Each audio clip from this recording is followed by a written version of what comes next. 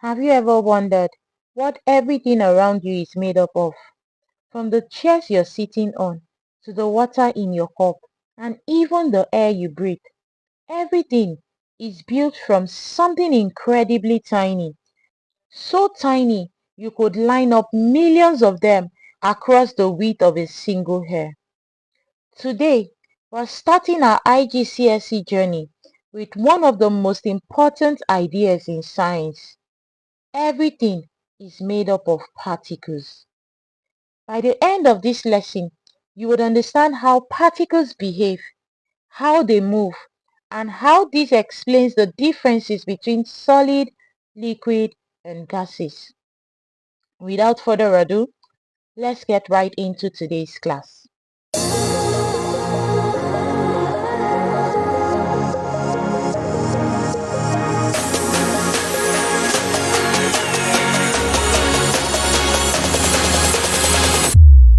Rocks, water, air, all completely different in appearance and feel, but deep down, they are all made up of the same thing: particles.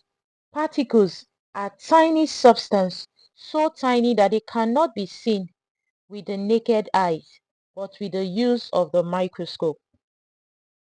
Particles can be atoms. This is the smallest indivisible building block that cannot be broken down further by chemical means. A good example is the argon atom. 2. Molecules. These are two or more atoms joined together. For example, water molecules is made up of 2 hydrogen atoms and 1 oxygen atoms.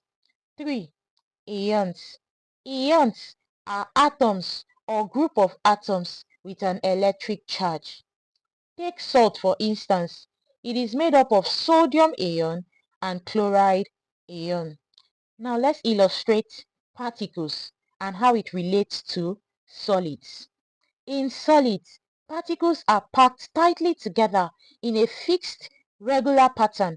They can't move from their position. They only vibrate back and forth. This is why solids have a fixed shape. If you hit a solid, the particles will vibrate faster and further, and eventually they will break free from their fixed position. This is where melting starts. Liquids. In liquids, the particles are still close together, but not locked in a fixed pattern. This is why liquids can flow and take the shape of the container they are in, but still have a fixed volume.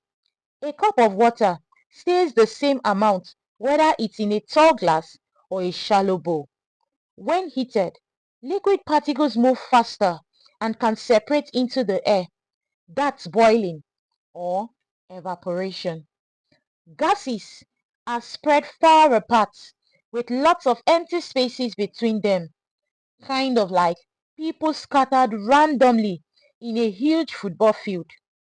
They move very quickly in a straight line until they collide with each other or the walls of their containing vessel.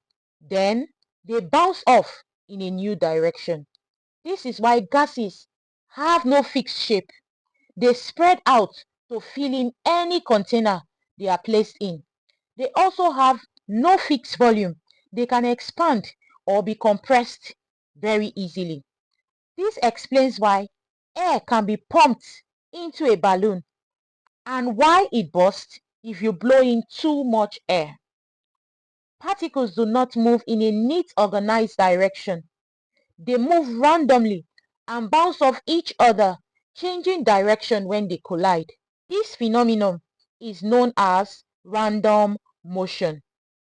You can see an example of this when you watch dust in sunlight. It looks like it's dancing, but it's actually being knocked around by fast-moving air particles you can't see. Another phenomenon is diffusion. Diffusion is the process where particles naturally spread out from where they are more crowded to where they are less crowded. So it is the process where particles move from the region of higher concentration to the region of lower concentration. They keep moving until they are evenly spread out.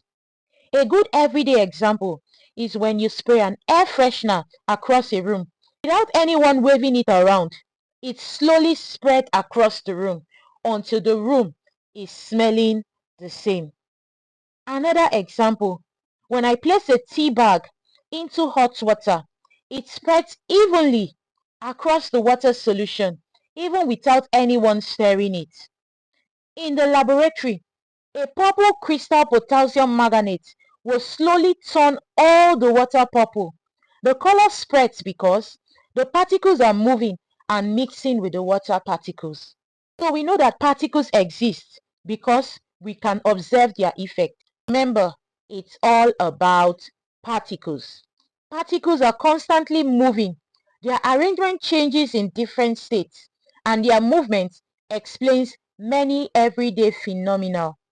In our next lesson, we will explore what happens when particles change from one state to another and why these changes happen. If you found this lesson useful, please like, subscribe, and let's keep building our chemistry skills.